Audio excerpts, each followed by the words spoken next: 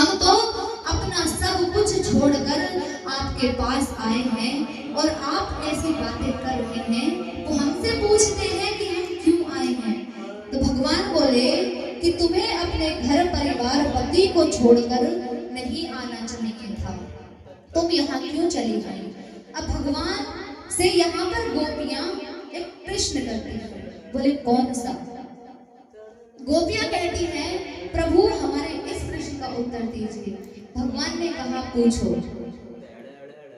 गोपियां बोली कि एक संत मुनि रहते थे और उनकी जो पत्नी थी वो पतिव्रता स्त्री थी। वो बिना अपने पति को खिलाए भोजन नहीं खाती थी। वो कुछ भी काम करती सबसे पहले अपने पति को ही भोजन पवाती, जल पिलाती, तत्पश्चात वो कुछ करती। महाराज और तो और सुबह उठते समय सबसे पहले वो अपने पति का मुख देखती और तब घर का कुछ काम करती। रात्रि में सोने से पूर्व भी अपने पति का मुख देखकर सोती। अब इसमें समस्या ये हुई कि एक दिन उनके जो पति थे उन्हें धन कमाने के लिए अपने घर से बाहर जाना पड़ा।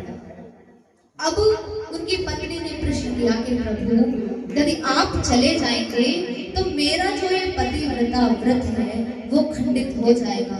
मैं आपके बिना कैसे अपने जीवन का निर्वाह करूंगी।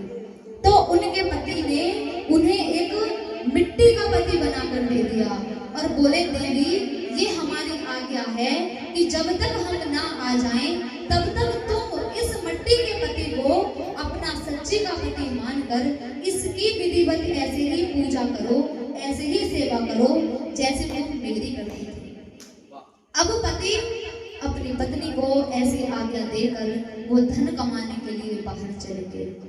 अब महाराज उनकी पत्नी नित्य उठती तो उठते ही सबसे पहले उस मिट्टी के पति का दर्शन करती, उन्हें भोजन पवाती, पूजा करती, तब जाकर वो अपना और कार्य करती। तो भगवान बोले इसमें मैं क्या उत्तर दूं। गोपियां बोली जरा रुको आगे तो सुनो। फिर गोपियां कहती हैं कि कुछ समय बीतने के बाद एक दिन अचानक से द्वार पर उनके पति आ गए और उस समय पर वो पत्नी अपने मिट्टी वाले पति की सेवा में लीन थी, उन्हें सुला रही थी। अब प्रभु आप ये बताइए कि द्वार पर खड़े हुए पति कह रहे हैं कि प्रिय दरवाजा खोलो, हम तुम्हारे पति बाहर खड़े हैं और वो अंदर अपने मिट्टी के पति की सेवा में लीन है। तो महाराज यदि वो अपने मिट्टी के पति की सेवा करनी छोड़ती है तो तब भी उसका पतिव्रता धर्म नष्ट हो जाएगा, क्योंकि उसके पति आज्ञा देकर गए थे कि तुम इनकी सेवा करोगे। और जब उनके सच्ची के पति बाहर खड़े थे, यदि उनके लिए उन्होंने दरवाजा नहीं खोला, उन्हें प्रतीक्षा करवाई, तब भी उनका धर्म नष्ट हो जाएगा। तो प्रभु आप ये बताइए कि अब उस स्त्री को क्या करना चाहिए। अब प्रभु ने यहाँ पर बहुत ही सुंदर जवाब दिया।